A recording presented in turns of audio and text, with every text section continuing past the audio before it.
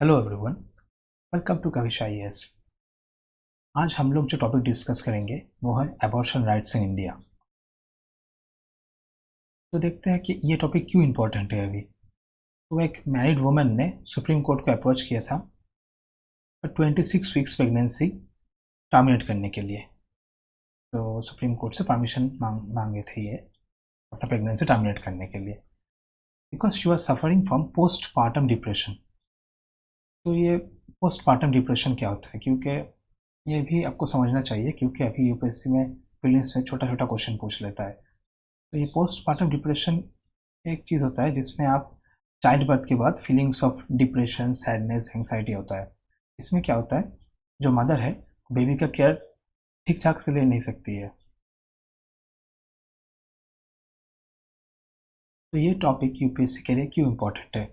एक तो हम लोग का GS1 में जो है सोसाइटी वुमेन्स इशूज़, फिर GS2 में हम लोगों का है social sector, health, education and human resources. यहाँ पे भी आप देखिए हेल्थ आ सकता है। और GS4 में एथिक्स, क्योंकि ये जो टॉपिक है अबॉर्शन राइट्स, ये एथिकली बहुत कॉम्प्लिकेटेड टॉपिक है। इसमें पूरा दुनिया में स्टडी हो रहा है इस टॉपिक को लेके। चलिए इसको समझना शुरू करते हैं हम लोग। पहले इसको हम लोग पॉलिटी के एंगल से देखेंगे कि ये अबॉर्शन राइट्स में इंडिया में क्या क्या लॉज है और एससी ने क्या क्या जजमेंट दिया है इसमें। तो हम लोग लीगल फ्रेमवर्क पहले देखते हैं। ये जो MTP एक्ट है, medical termination of pregnancy act 1971, ये पहला अबॉर्शन राइट्स एक्ट है इंडिया में। और इसको 2021 में अमेंड किया गया था। MTP act amendment 2021। देखते हैं पहले एक्ट कैसा था 1971 में और 2021 में क्या क्या चेंजेस आए थे। इसमें जो पहले देखते हैं इंडिकेशंस, मतलब कैसे आप लोग अप्लाई कर सकते हैं अबॉर्शन के लिए। कॉन्ट्रासेप्टिव फेलियर एक इम्पॉर्टेंट रीज़न था अबॉर्शन के लिए अप्लाई करने के लिए। तो पहले जो 1971 का एक्ट था उसमें बोला गया था कि सिर्फ मैरिड वुमेन को ये राइट है कॉन्ट्रासेप्टिव फेलियर का। मगर बाद में सुप्रीम कोर्ट ने एक जजमेंट दिया था कि अनमैरिड वुमेन का भी राइट है अबॉर्शन का। तो उसके बाद सरकार ने जो लॉ अमेंडमेंट लाया उसमें इसको इंक्लूड किया गया था। उसके बाद जो जेस्टेशनल एज, मतलब कितना एज तक आप अबॉर्शन कर सकते हैं। पहले ये था 20 वीक्स, बाद में इसको 2021 में जो अमेंडमेंट आया उसमें बढ़ा करके इसको 24 वीक्स किया गया फॉर डी ऑफ सर्वाइवर्स। और अगर सब्सटेंशियल फीटल एबनॉर्मेलिटीज़ है, जैसे कोई फीटल कोई जेनेटिक एबनॉर्मेलिटी है जिसमें वो सर्वाइव नहीं कर पाएगा, तो उसके लिए 24 वीक्स।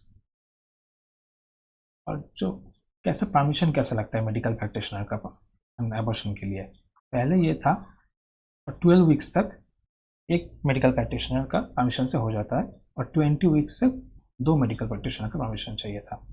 अभी जो अमेंडमेंट आया उसमें बोला गया कि 20 वीक्स तक, मतलब देखिए कैसे बढ़ा दिया गया है इसको। पहले 20 वीक्स तक 2 मेडिकल प्रैक्टिशनर का परमिशन चाहिए था, अभी 20 वीक्स तक सिर्फ एक मेडिकल प्रैक्टिशनर का परमिशन चाहिए। और अगर 20 to 24 वीक्स है तो 2 मेडिकल प्रैक्टिशनर का परमिशन चाहिए। और आफ्टर 24 वीक्स अगर है तब मेडिकल बोर्ड भी बैठाया जाता है, जिसमें ये मेडिकल बोर्ड देखता है सिचुएशन कैसा है और परमिशन देता है। और एक चेंजेस आया है ब्रीच ऑफ वुमेन्स कॉन्फिडेंशियलिटी लेके, मतलब ये अगर जो एबॉर्शन कोई करा रहा है इसको किसी ने, मतलब इसका बता दिया किसी ने, तो उसके पहले था कि 1000 रुपीज़ का फाइन होता था, अभी ये हो गया है फाइन और इम्प्रिजनमेंट अप टू 1 ईयर। मतलब देखिए आप पेनल्टी बढ़ा दिया गया है।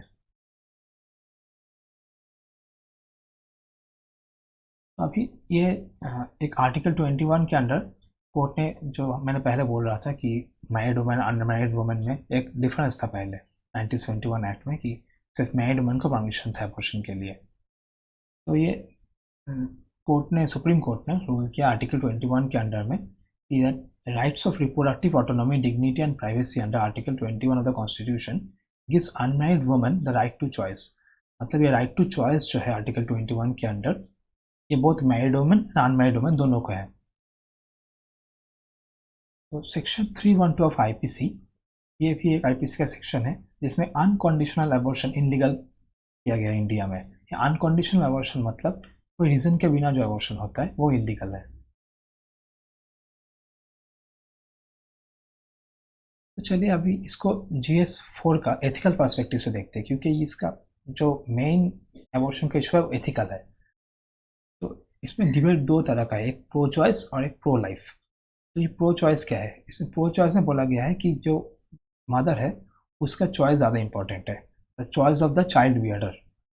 और दूसरा women's rights over her body, मतलब वुमेन को राइट है उनका बॉडी में क्या होगा वो डिसाइड करने का। और जो प्रो लाइफ जो लोग हैं वो लोग बोलते हैं कि जो फीटस है, जो मतलब बेबी है, अनबॉर्न बेबी है, उनका राइट टू लाइफ ज़्यादा इंपॉर्टेंट है और उनको मदरली केयर जो मिलना चाहिए, राइट टू मदरली केयर, वो ज़्यादा इंपॉर्टेंट है।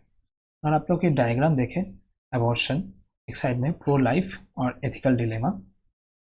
इसमें प्रो लाइफ में मतलब जो फीटस के जो लाइफ प्रो लाइफ है वो उसमें जो रहता है प्रो लाइफ एथिकल डिलेमा। और दूसरे साइड में प्रो चॉइस जो वुमेन्स का राइट है और उनके इंडिविजुअल राइट्स में। तो अगर ये क्वेश्चन आए तो आप लोग ये डायग्राम ज़रूर बनाइएगा एग्जाम में, ठीक है। डायग्राम में यूपीएससी ज़्यादा मार्क्स देता है। तो अभी आप अगर एथिक्स से क्वेश्चन आंसर करेंगे तो इसमें स्टेक होल्डर्स इन्वॉल्व देखा जाता है, तो आप ये डायग्राम भी देख लीजिए, आप लोग नोट कर लीजिए, क्योंकि इस डायग्राम भी ज़्यादा इंपॉर्टेंट आएगा आपको एग्जाम में। तो इसमें स्टेक होल्डर्स क्या क्या है, एक तो वुमेन है, एक तो फीटस है, और दूसरा साइड में है फैमिली और सोसाइटी। तो वुमेन का जो राइट्स है, देखिए हेल्थ राइट्स है, rights and freedom of body autonomy, उनका बॉडी के ऊपर उनका राइट्स है। और फीटस का क्या राइट्स है, right to life, right to motherly care जो एक बेबी का होता है। और फैमिली कैसे इन्वॉल्व होता है, देखिए हस्बैंड का, इन लॉज का, उनका एक चॉइस होता है। और फैमिली का वैल्यूज़ कैसा है, ये कंजर्वेटिव फैमिली है, ये लिबरल फैमिली है। दूसरे साइड में सोसाइटी भी है, देखिए सोसाइटी भी अपना ओपिनियन देता है कि लाइफ कैसे वैल्यू करता है, या मदर्स चॉइस कैसे वैल्यू करता है। तो आप ये डायग्राम भी आप लोग नोट कर लीजिए और इसको भी आप एग्जाम में बना के आइएगा अगर ये क्वेश्चन आए तो आप इसका सोल्यूशन क्या है, इथिकल अप्रोच कैसा होना चाहिए क्वेश्चन में, ये आप लोग कंक्लूजन में डाल सकते हैं, आपका ओपिनियन कैसा हो सकता है, ये आप लोग यहाँ से समझिए। एक तो होगा कि जो पेशेंट्स का ऑटोनॉमी है उसको रिस्पेक्ट करना चाहिए। पेशेंट्स का ऑटोनॉमी मतलब जो मदर का जो ऑटोनॉमी है, मदर का जो इच्छा है कि मदर कैसा चाहती है, और बेबी चाहती है या बेबी नहीं चाहती है, उसको रिस्पेक्ट करना चाहिए। और दूसरा है नॉन मैलिफिशियंस, इसका मतलब कोई हार्म मत कीजिए। हार्म मतलब कीजिए ना कीजिए का मतलब होता है कि जो एबॉर्शन है उसका इंटेंशन ठीक होना चाहिए। कि कभी कभी क्या होता है, गलत इंटेंशन से एबॉर्शन किया जाता है, जैसे अगर फीमेल बेबी हो तो उसका एबॉर्शन किया जाता है, तो ये हार्मफुल है सोसाइटी के लिए, तो ये नहीं होना चाहिए। और दूसरा है बेनिफिशियंस, तो बेनिफिशियल केयर, तो जो बेबी दुनिया में आएगा वो तो उसको केयर चाहिए, सोसाइटी का, मम्मी पापा का, तो वो भी मिलना चाहिए। जस्टिस, जस्टिस मतलब दोनों का राइट्स का बैलेंस करना चाहिए, एक वुमेन्स का राइट को और एक फीटस का राइट्स को। तो अभी आप ये 4 पॉइंट देखिए, ये 4 पॉइंट अगर हम ठीक ठाक से बैलेंस कर सके तो हम लोग एक एथिकल अप्रोच से अबॉर्शन ला सकते हैं। हम लोग पेशेंट्स को ऑटोनॉमी रेस्पेक्ट करेंगे और अबॉर्शन ऐसा होगा कि उसमें कोई हार्म नहीं होगा, और जो फीटस होगा उसको केयर मिलना चाहिए, और जो होल सिस्टम है वो जस्टिस होना चाहिए उसमें। अभी इस अबॉर्शन को लेके इंडिया में क्या क्या कंसर्न है, ये इंडिया स्पेसिफिक है। इंडिया में देखिए 7 मिलियन अबॉर्शंस होते हैं एनुअली, ये बहुत ही बड़ा फिगर है। मगर ये खराब साइड इसका ये है कि जो 50% जो अबॉर्शन होता है वो इलीगल होता है इंडिया में। और दूसरा ये चीज़ है कि इंडिया में जो गायनोकोलॉजिस्ट डॉक्टर्स इनका बहुत कमी है, तो इसके वजह से एक मदर को ये मिलता नहीं है गायनोकोलॉजिस्ट।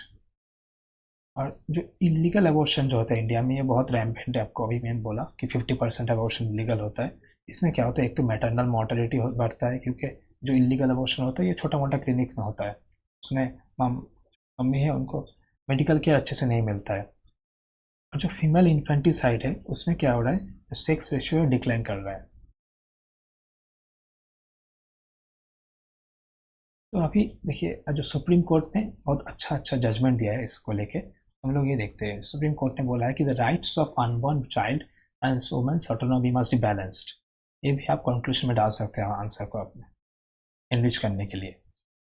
और दूसरा सुप्रीम कोर्ट ने बोला है कि women must have a choice of safe abortions, मतलब उनको सेफ अबॉर्शन के लिए चॉइस दिया जाना चाहिए सरकार से।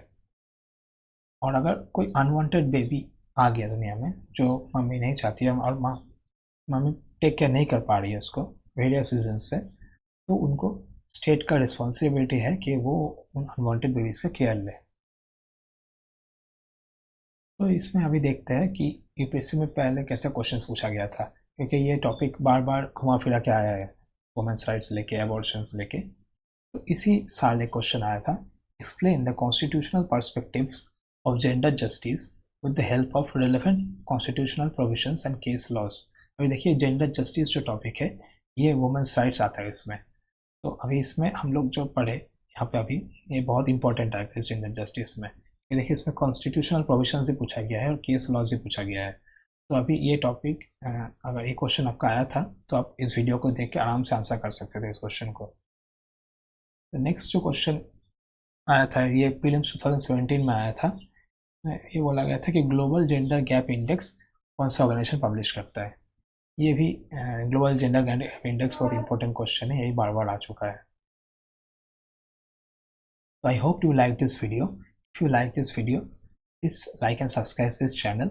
और ये नीचे हम लोगों का जो क्लास है उसका एड्रेस और फ़ोन नंबर दिया गया है। अगर आप यहाँ पे ज्वाइन करना चाहते हैं ऑफलाइन क्लासेस के लिए या ऑनलाइन क्लासेस के लिए, प्लीज़ इस नंबर को कॉन्टैक्ट कीजिए। So thank you.